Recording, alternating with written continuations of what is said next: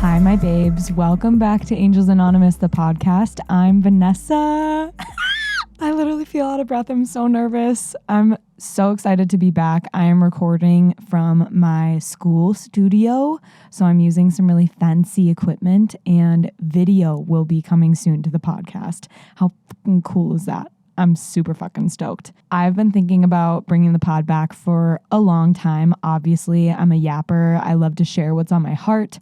I want you guys to feel more seen, heard, validated, and just relate. Like, I love to build community. If you didn't know, I'm in school at MSU in Denver, and I'm studying public relations. Kind of adjacent to that field of study is journalism. And with that, you can do podcasting, you can do media, you can do the newspaper, you can do radio. I went to the media open house that they have and was like, I want to record my podcast through school to use all of your equipment, up-level my game. I want to be more involved and embedded into the culture and into what school has to offer more than just like showing up to class and leaving. This is my way of doing that and bringing it all together. And the school will be posting my podcast, but this is still my podcast, my theme, my idea, my voice. So that's what I'm up to. That's why I'm back, or what got me to show up again. And honestly, I wasn't even sure I was going to record today. I did not feel fully ready. I did not plan until this morning, and I just decided to show up anyways. Let's ground because I need to. Let's take a couple breaths just for old time's sake. Close your eyes or settle into your body. If you're driving or walking around, just draw your awareness into your heart space, into your lungs. Empty the air from your lungs. Inhale, fill up. Open mouth, exhale.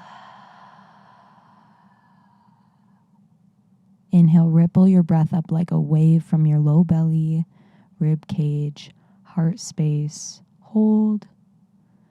Open mouth, exhale. One more. In. And out.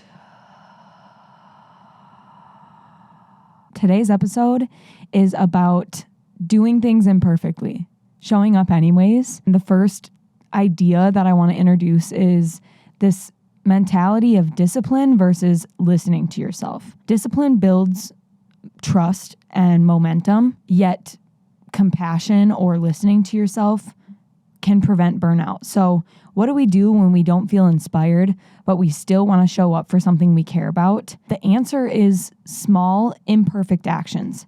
For example, recording a short podcast episode like this one. I didn't know if I was going to be on video or not. I didn't know if people were going to be listening to me.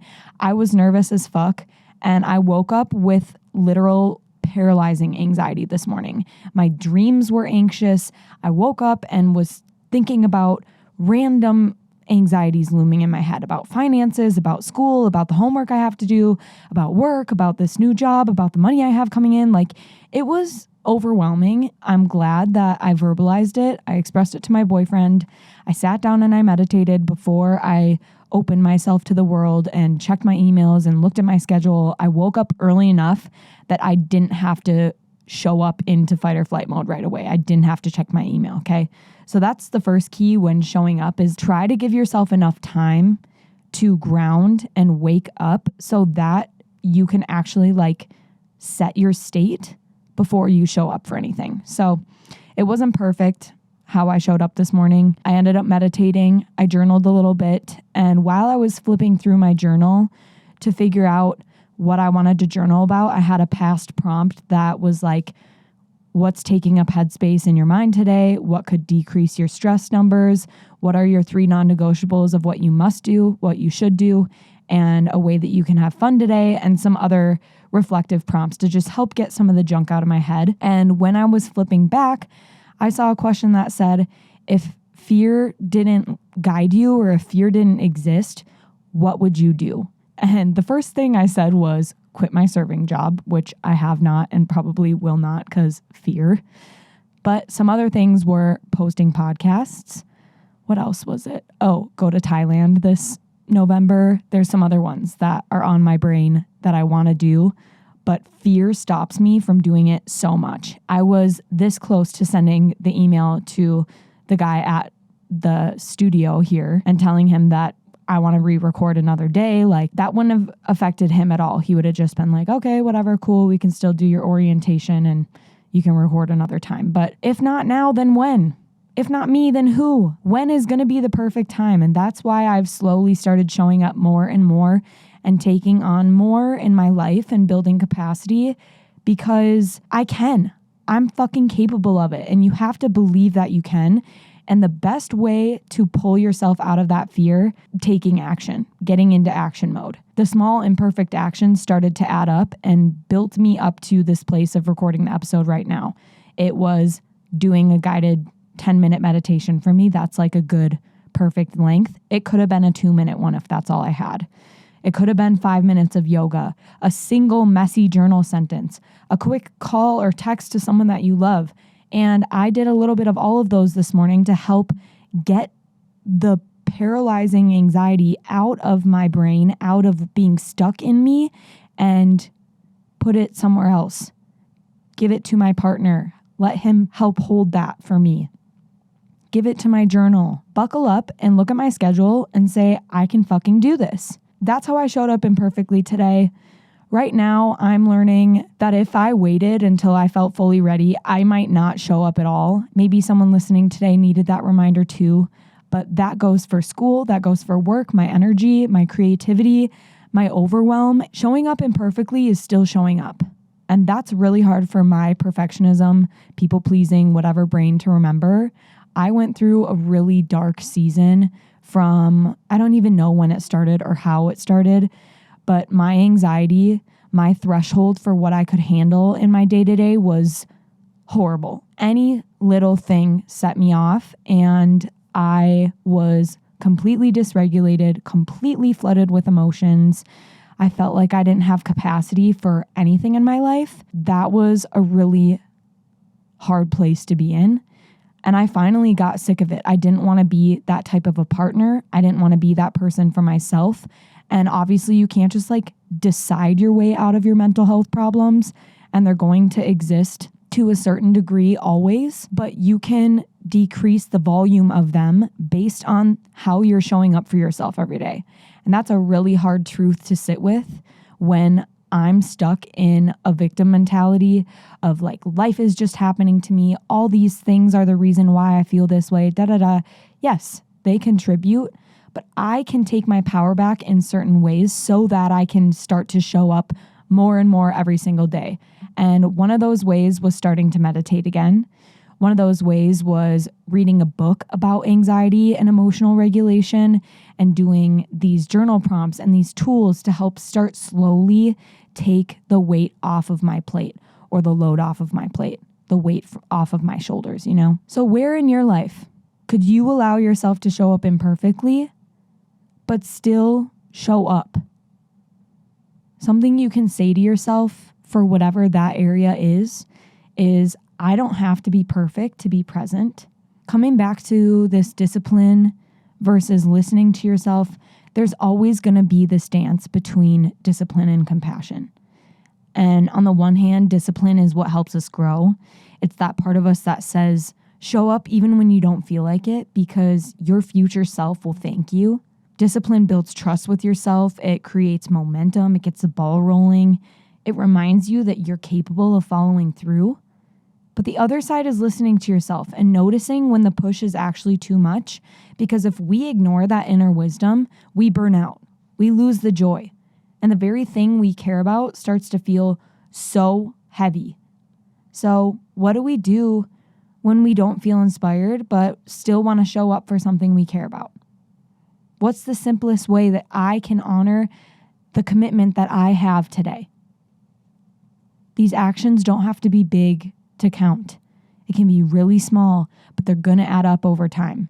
And the discipline is what keeps us consistent, but the compassion keeps us sustainable. That keeps that longevity, long-lasting ability alive. And somewhere in the middle of those is where the healing happens, where the real progress over time happens. I don't know if you've heard this quote, but this is something I've been thinking of lately. It's like farther alone, stronger alone, farther together or something. Shit, let me look it up. I think it is farther alone, stronger together. Within doing things messy, within doing things imperfect, we're the only ones who can really hold us accountable. But if we use other people, other modalities in our lives to keep us accountable, to build up that energy, we're going to get farther. Even though I'm doing this podcast by myself, I told the person from my school that I was going to record. We set a scheduled time. He didn't even know that, but he's holding me accountable to what I set out to do. He doesn't even know that he's supporting me. My boyfriend, I voiced all of my anxieties to him, receiving that support. I put it in my journal, receiving that energetic support from myself, So I'm anchoring myself in the middle of all these little support systems to keep me centered, to keep me on the trajectory that I want to be on, even if it doesn't look the way that I thought it was going to, even if this podcast episode sucks and I'm cringing and it feels all over the place and I don't know what the F I'm saying, I'm doing it. I'm showing up anyways, and I wouldn't have had I not had this support. So farther alone, stronger together, and that correlates with that balance of discipline versus compassion. Pushing, committing, staying true to your goals, and also knowing when it's okay to say no, to step aside. Also, we're working on boundaries this month on my Instagram, and I've been doing some fun little posts on Monday, Wednesday, Friday to help get you in this rhythm, this mindset for fall amidst all of the change and this kind of the season that sweeps you up, and it can be overwhelming sometimes, all of the change, anticipating winter, all that kind of stuff. And boundaries is a way that we can help bring clarity and groundedness back into ourselves. And it's more than saying no. And a lot of what we talked about today has to do with that topic too. So if you want more information, more journal prompts, more ideas on that, there's stuff on my Instagram. Just to close out, I want to share a angel number, bringing it back to the good old 111. This means new beginnings, alignment, fresh starts. 111 reminds us that every small step plants a seed. You don't need to have it all figured out. Just start where you are with what you have, because even imperfect action can align you with a bigger path. I hope that hits. Imperfectly perfect. We all are human, beautiful works of art. We all have so much to offer, so much to share. So what would you do if fear wasn't running the show? How would you show up if you weren't scared of being imperfect? It's not about being perfect. It's about being here. Thank you so much for listening, for showing up with me again. Until next time, I'm sending you so much love and reminding you, you don't have to be perfect to be present.